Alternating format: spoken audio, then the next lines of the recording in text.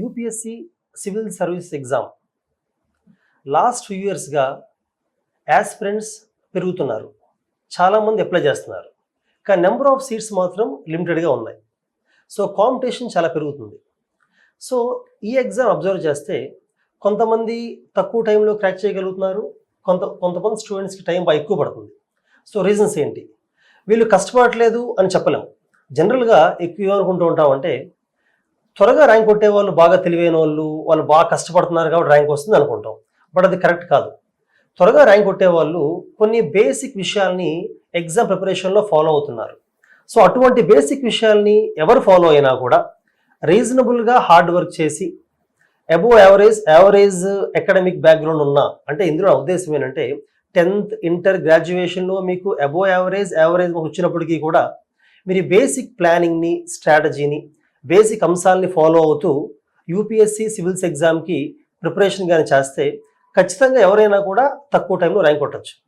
అయితే ఈరోజు ఈ డిస్కషన్లో నాతో పాటు లాస్ట్ టైం మన దగ్గర ఐఏఎస్ ర్యాంక్ వచ్చిన మిస్టర్ తిరుపతిరావు కూడా ఉన్నారు. ఈరోజు నేను తిరుపతిరావు ఇద్దరం కలిసి ఈ యూపీఎస్సి ఎగ్జామ్లో prelims, mains and personality test, దాన్నే కొంతమంది ఇంటర్వ్యూ అంటారు, ఈ 3 స్టేజెస్కి ఎలా ప్రిపేర్ అవ్వాలి, ఒక్కొక్క స్టేజ్లో మనం దేని మీద ఫోకస్ చేయాలి, ఎలాంటి స్ట్రాటజీతో ముందుకెళ్ళాలి, ఎటువంటి ప్లాన్ వేసుకోవాలి, ఎలాంటి బుక్స్ కానీ రిసోర్సెస్ కానీ ఎలా చూస్ చేసుకోవాలి, వీటి మీద డిస్కస్ చేయబోతున్నాము. సో ఒక ర్యాంకర్గా అతనికి కొన్ని పాయింట్స్ ఉన్నాయి చెప్పాల్సింది. అలాగే లాస్ట్ ఫ్యూ ఇయర్స్గా శరత్ చంద్ర ఐఏఎస్ అకాడమీలో చాలామంది యాస్పిరెంట్స్ని ట్రైన్ చేసే ప్రాసెస్లో ఎవరికి ర్యాంక్స్ వస్తున్నాయి, ఎవరికి రావట్లేదు, ఎలాంటి విషయాలు ఫోకస్ చేసి వాళ్ళు ఎక్కువ స్కోర్ చేస్తున్నారు అనే విషయాల్ని నేను డిస్కస్ చేస్తాను. అయితే యాజ్ ఎ ర్యాంకర్ తిరుపతిరావు ఏంటంటే ఏ పాయింట్స్ అతను ఫాలో అయ్యారు, యూపీఎస్సీ ట్రెండ్ ఎలా మారుతుంది, అతను వేటి మీద ఎక్కువ స్ట్రెస్ చేశారు అనే పాయింట్స్ని అతను ఎక్స్ప్లెయిన్ చేస్తారు. సో మీ ఇద్దరం చెప్పిన ఈ పాయింట్స్ని, డిస్కషన్ చెప్పిన పాయింట్స్ని మీరు దృష్టిలో పెట్టుకొని ప్రిపరేషన్ చేస్తే ఖచ్చితంగా మీకు ర్యాంక్ వస్తుంది. సో ఫస్ట్ ప్రిలిమ్స్తో స్టార్ట్ చేద్దాం. Prelims UPSC prelims exam pattern మీకు తెలిసే ఉంటుంది. 2 పేపర్స్ ఉంటాయి. పేపర్ 1లో జనరల్ స్టడీస్ ఉంటుంది, పేపర్ 2లో అరిథమెటిక్, రీజనింగ్, ఇంగ్లీష్ ఉంటుంది, సీసెట్ ఉంటుంది. సో వీటికి ఎలా ప్రిపేర్ అవ్వాలనేది కొన్ని పాయింట్స్ తిరుపతిలో చెప్తారు. Thank you sir. మీరు చెప్పినట్టు ఈ ప్రిలిమ్స్ అనేది అత్యంత కఠినమైన దశ. ఎందుకంటే సీట్స్ అనేది ప్రతి సంవత్సరం తగ్గించేస్తున్నారు. లాస్ట్ టైం 712 సీట్స్ ఇచ్చారు. అంటే 10 లక్షల మంది ఈ ఎగ్జామ్ ప్రిలిమ్స్కి అపియర్ అయితే ఓన్లీ 9,000 to 10,000 పీపుల్ సెలెక్ట్ అవుతారు. అంటే అక్కడే చాలామంది మెజారిటీ పీపుల్ స్క్రీన్ అయిపోతున్నారు. కాబట్టి ఈ ప్రిలిమ్స్ స్టేజ్ చాలా క్లిష్టమైన స్టేజ్, ఇది చాలా టఫ్ స్టేజ్. కానీ ఇక్కడ కొన్ని మనం బేసిక్ ప్రిన్సిపల్స్ ఫాలో అయితే ప్రిలిమ్స్ని ఈజీగా క్రాక్ చేయొచ్చు. లేదంటే చాలామంది 4-5 అటెంప్ట్లు రాసినప్పటికి కూడా వాళ్ళకి ప్రిలిమ్స్ ఈజీగా క్లియర్ అవ్వట్లేదు.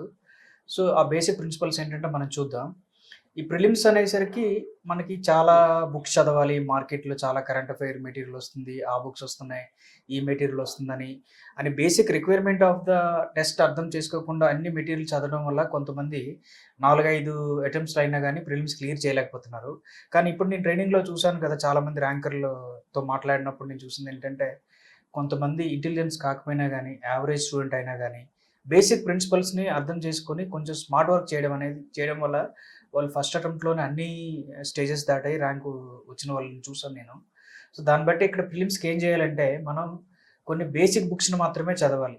ఆ బేసిక్ బుక్స్ని అంటే ఫర్ ఎగ్జాంపుల్ ఎన్సీఆర్టీ బుక్స్ ఉన్నాయి మనకి. ఎన్సీఆర్టీలో 8th, 9th, 10th, +1, +2 for geography కానీ, హిస్టరీ కానీ, లేదంటే జనరల్ సైన్స్ కానీ, లేదంటే ఎన్విరాన్మెంట్ కానీ, ఎకనామిక్స్ కానీ, ఈ బేసిక్ బుక్స్ని రిఫర్ చేయకుండా మనం మార్కెట్లో దొరికే వేరియస్ మెటీరియల్ చేయడం వల్ల మనకి లాట్ ఆఫ్ కన్ఫ్యూజన్ వస్తుంది అనమాట. సో ఫస్ట్ ఫాలో అవ్వాల్సింది ఏంటంటే మన బేసిక్ ఎన్సీఆర్టీ బుక్స్ని చాలాసార్లు త్వరగా రివైజ్ చేయాలన్నమాట. తర్వాత ఇంకొకటి, చాలామంది ఇప్పుడు ప్రిలిమ్స్ గురించి ఒక అపోహ ఉంది ఏంటంటే ఎక్కువ మంది కరెంట్ అఫైర్స్ అడుగుతారు. కరెంట్ అఫైర్స్ ప్రిలిమ్స్ అంటే కరెంట్ అఫైర్స్ అనే అపోహ ఉంది. దాన్ని బట్టి ప్రిలిమ్స్ వచ్చిందనగానే 3-4 months నుంచి కరెంట్ అఫైర్స్ బుక్స్ చదువుకుంటూ పట్టుకొని అవి చదువుతూ ఉంటారు. అది కాదు.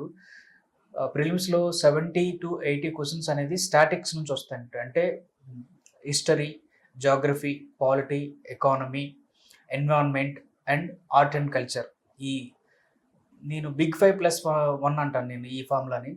ఈ 6 సబ్జెక్టులని త్వరగా ప్రిపేర్ అయితే ఎనీ క్యాండిడేట్, యావరేజ్ క్యాండిడేట్ ఎవరైనా కానీ 670 క్వశ్చన్స్ ఈజీగా సాల్వ్ చేయొచ్చు.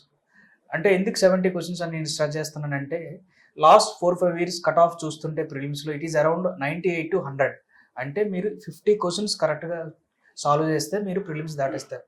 సో ఆ బేసిక్ రిక్వైర్మెంట్ని మీరు అర్థం చేసుకొని ఈ స్టాటిక్ బుక్స్ మీద ఎక్కువ స్ట్రెస్ చేసి నెంబర్ ఆఫ్ టైమ్స్ రివైజ్ చేయాలి. అంటే ఈ నెంబర్ ఆఫ్ టైమ్స్ రివైజ్ చేయాలంటే మీరు requirement of the demand of the exam కూడా అర్థం చేసుకోవాలి.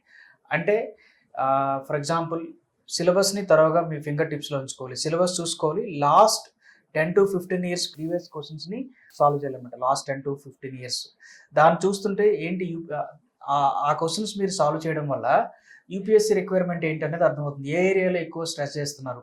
ఫర్ ఎగ్జాంపుల్ 3-4 ఇయర్స్ వరకు ఎన్విరాన్మెంట్ 20 to 25 క్వశ్చన్స్ అడిగేవారు. తర్వాత ఎకానమీకి ఎక్కువ వెయిటేజ్ ఇచ్చింది, తర్వాత హిస్టరీకి వెయిటేజ్ ఇచ్చింది, తర్వాత పాలిటీకి ఎక్కువ వెయిటేజ్ ఇచ్చింది. అందులో కూడా ఏ ఏరియాల్లో ఎక్కువ స్ట్రెస్ చేస్తుంది అనేది మీకు అవగాహన వస్తుంది.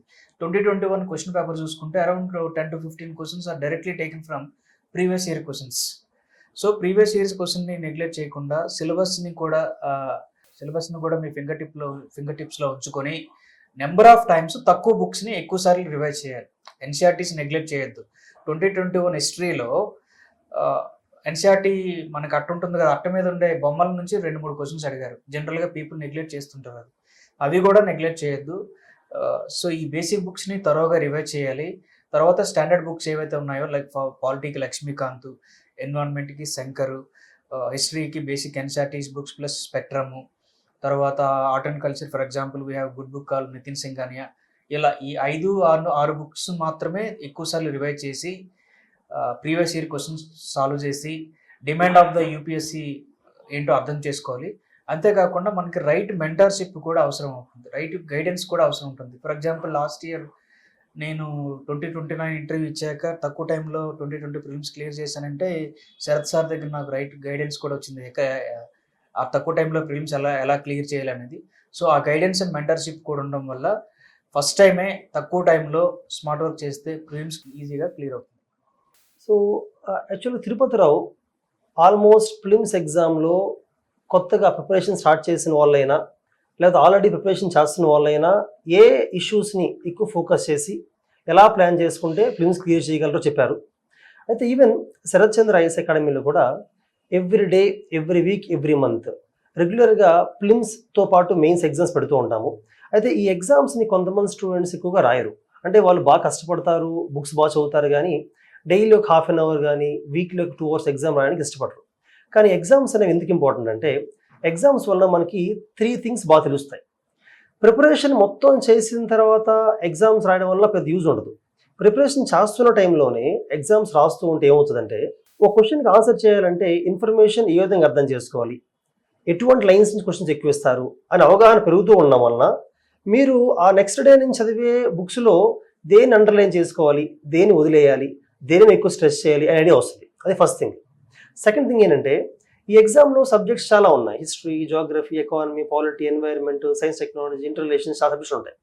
కానీ ప్రతి సబ్జెక్ట్లో ఉన్న ప్రతి చాప్టర్ని ఈక్వల్గా ఫోకస్ చేస్తే టైం సరిపోదు.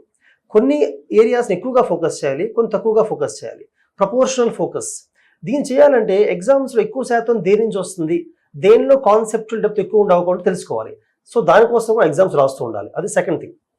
థర్డ్ థింగ్ ఏంటంటే మనకి ప్రిలిమ్స్లో ఇప్పుడు వచ్చే ప్యాటర్న్లో పేపర్ 1లో ఒక 100 క్వశ్చన్స్ ఉంటే అందులో ఒక 35 to 40 క్వశ్చన్స్ మాత్రమే డైరెక్ట్గా మనం ఇది ఆన్సర్ అని పెట్టగలుగుతాం.